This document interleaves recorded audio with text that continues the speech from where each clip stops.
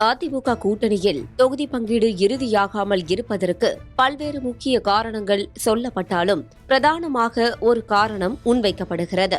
அதிமுக தலைமையிலான கூட்டணியில் பாஜக, பாமக, அமமுக உள்ளிட்ட பிரதான கட்சிகளும், தமிழ் மாநில காங்கிரஸ், தமிழக மக்கள் முன்னேற்ற கழகம், புதிய நீதி கட்சி உள்ளிட்ட சிறிய கட்சிகளும் இடம்பெற்றிருக்கின்றன.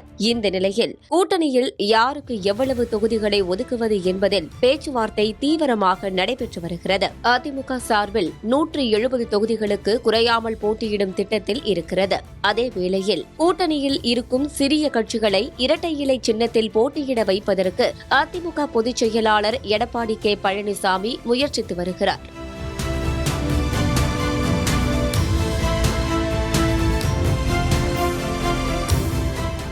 இன்னும் ஒருபடி மேலாக அமமுக வேட்பாளர்களையும் இரட்டை இலை சின்னத்தில் போட்டியிட வைக்க அதிமுக விரும்புவதாக கூறப்படுகிறது. அதேவேளையில் சிறிய கட்சிகளை தாமரை சின்னத்தில் போட்டியிட வைக்கும் முயற்சியில் பாஜகவும் ஈடுபட்டுள்ளது. அதன் மூலம் பாஜகவின் செல்வாக்கை தமிழகத்தில் அதிகரித்து காட்ட முடியும் என நம்புகிறது.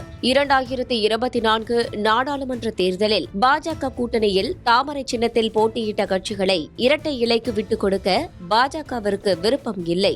இதுபோன்ற சிக்கல்களையும் பேசி தீர்ப்பதற்காகவே டெல்லியில் உள்துறை அமைச்சர் அமித்ஷாவை அதிமுக, பாமக, அமமுக தலைவர்கள் சந்திப்பதாக சொல்லப்படுகிறது. இதுபோன்ற சூழலில் பாமக தலைவர் அன்புமணி ராமதாஸ், அமமுக பொதுச் செயலாளர் டிடிவி தினகரன் ஆகியோர் அமித்ஷாவை சந்தித்து பேசிய பின்னர் தமிழ்நாட்டிற்கு வந்து பேச்சுவார்த்தை நடத்துவதுதான் சரியாக இருக்கும் என மத்திய அமைச்சர் பியூஷ் கோயலுடன் இன்றைய பயணத்தை ரத்து செய்திருப்பதாக கூறப்படுகிறது.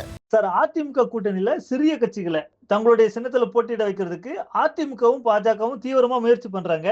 இதை யார் சாத்தியப்படுத்துவாங்கன்னு நீங்க நினைக்கிறீங்க?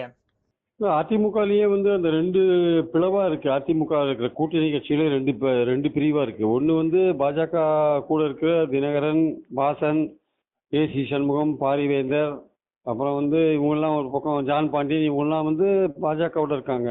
இந்த பக்கம் அதிமுகவோட பாமக இருக்கு, பெருந்தலைவர் மக்கள் கட்சி இருக்கு, அப்புறம் புரட்சி பாரதம் இருக்கு.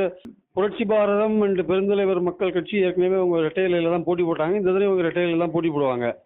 மற்ற இந்த சைடில் இருக்கிற பாஜக சைடில் இருக்கிற ஏசி சண்முகம் அல்லது பாரிவேந்தர், இவங்கெல்லாம் வாசன், ஜான் பாண்டியன், இவங்களெல்லாம் ரெட்டையில போட்டி போட சொல்லி அதிமுக நிர்பந்தப்படுத்துறது உண்மைதான். பட் ஆனால் அவங்க என்ன சொல்றாங்க, நாங்கள் தாமரையில் தான் போட்டி போடுவோன்றாங்க. பாஜக அவங்கள தாமரையில் போட்டி போட சொல்றாங்க. ஏன்னா ரெண்டு கட்சியுமே என்ன நினைக்கிறாங்க, நாளைக்கு ஏதாவது ஒரு இழுபறி நிலை வந்ததுன்னா தாமரையில் போட்டி போடுறவங்க எண்ணிக்கை அதிகமாக இருந்ததுன்னா பெட்டர்னு பாஜக நினைக்கிறாங்க. அதிமுகவில் போட்டு ரெட்டையில போட்டி அதிமுகவோட எண்ணிக்கை அதிகமாகனு அதிமுக நினைக்குது.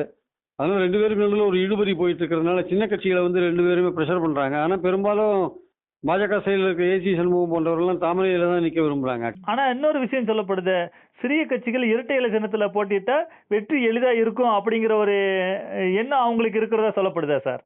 அது அவங்க சொல்றாங்க, அதிமுக சொல்றாங்க. இவங்க சொல்றாங்க தாமரையில போட்டி போட்டாலும் வெற்றி பெறத்துக்கான வாய்ப்புகள் இருக்குன்னு பாஜக சொல்லுது. சில தொகுதிகளில் சவுத்துலலாம் சில தொகுதிகளில் அதிமுகவோட பாஜக செல்வாக்கா இருக்கு. அதனால சில தொகுதிகளில் போன பார்லிமெண்ட் எலெக்ஷனை பார்த்தீங்கன்னா 4-5 தொகுதிகளில் அதிமுக 3வது இடத்துல போயிருக்கு சவுத்தில். அதனால அவங்க என்ன நினைக்கிறாங்க, சில சவுத்தில் சில தொகுதிகளில் ஈவன் கொங்கு மண்டலத்தில் கூட சில இடத்துல பாஜக முன்னாடி இருக்கு. அதனால பாஜகவோட சின்னத்தில் போட்டி போட்டால் வின் பண்ணிடலான்ட்டு பாஜக அவங்களுக்கு நம்பிக்கை கொடுக்குது. அதனால சின்ன கட்சிகள் ரெண்டு பேருமே ப்ரெஷர் பண்றாங்க. இது புரட்சி பாரதம் பெருந்தலைவர் மக்கள் கட்சிக்கு ஒன்றும் பிரச்சனை இல்லை, அவங்க இரட்டையில தான். இந்த பாஜக சைடில் இருக்கிற கட்சிகளை தான் இரட்டையில போட்டி போடுறது ப்ரெஷர் பண்றாங்க. அது பாஜக சொல்லுது இல்லை அவங்க எங்க இதில் தான் போட்டி போடுவாங்கன்னு சொல்லுது. கடைசியில் என்ன, ஏன்னா அப்படி இரட்டையில போட்டி போட்டால் அதிமுக போட்டி போடுற தொகுதிகளோட எண்ணிக்கை அதிகமாகும்.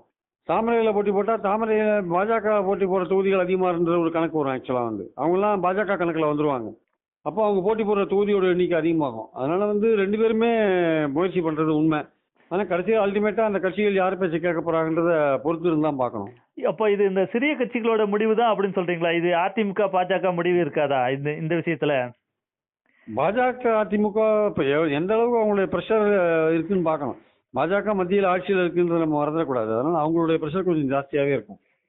இப்போ இன்னும் ஒரு விஷயம் சொல்லப்படுது, டிடிவி தினகரனுடைய வேட்பாளர்களையும் இரட்டை இலை சின்னத்துல போட்டியிட வைக்கிறதுக்கு எடப்பாடி பழனிசாமி விருப்பம் தெரிவிக்கிறதா சொல்லப்படுது. அது சாத்தியப்படுமா? அவர் அதில் போட்டி போட விரும்ப மாட்டார். அவர் ஏற்கனவே குக்கர் சின்னத்தில் இருக்கார். அதை பாப்புலரைஸ் பண்ணி அதை ரெக்கக்னைசேஷன் வாங்குவாரே தவிர ரெட்டையில போயிட்டு எடப்பாடி பழனிசாமி கீழே மறுபடியும் ஒரு எம்எல்ஏவா அவங்க ஆட்கள் இருக்க மாட்டாங்க. அப்புறம் அவங்க ஆட்கள் எம்எல்ஏக்கள் அப்புறம் இப்போ எடப்பாடி பழனிசாமி கடத்தி போயிடுவார். அதுக்கப்புறம் அவரோட கட்சியே காணாம போயிடும். அப்புறம் அதுக்கு ஒத்துக்க மாட்டார்.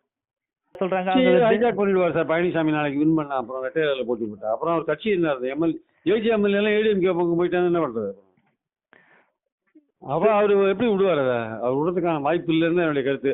நியாயமான ஒரு தனி அரசியல் கட்சி நடத்துகிற அல்லது துரோகி பழனிசாமிகிட்டேருந்து கட்சியை பிடுங்கணும்னு சொல்லி கொண்டிருந்த தினகரன் அவங்க கட்சி ஆட்களை வந்து ரெட்டையில போட்டி போட வச்சாருன்னா அவர் கட்சி நாளைக்கு வின் பண்ணாலும் ரெட்டையில வின் பண்ணாலும் ஆமாலாம் அவர் கட்சிக்காரெல்லாம் நேராக பழனிசாமி கூட போயிடுவோம். அப்புறம் நாளைக்கு அப்புறம் இவர் என்ன பண்ணுவார்? இவர் அவங்க கிட்ட இருந்து கட்சியை பிடிக்கிறதுக்கு போல இவர் கட்சி ஆளுங்க காணா போயிடுவாங்க அங்கே போயிட்டு. அதுக்கு எப்படி அவர் ஒத்துக்குவார்? நியாயமான ஒத்துக்க மாட்டார். அதான் அவர் தினகரன் என்ன நினைக்கிறார் எனக்கு தெரியாது. ஒரு நியாயமான ஒரு அரசியல் தலைவர், அவர் வந்து அதிமுக வந்து துரோகி கீழே மாட்டிட்டு இருக்கு, அதை பிடுங்கணும்னு சொன்ன ஒரு தலைவர் தங்கள் ஆட்களை வந்து ரெட்டையில போட்டி போட அனுமதிக்க மாட்டார் என்பது எனக்கு கருத்து.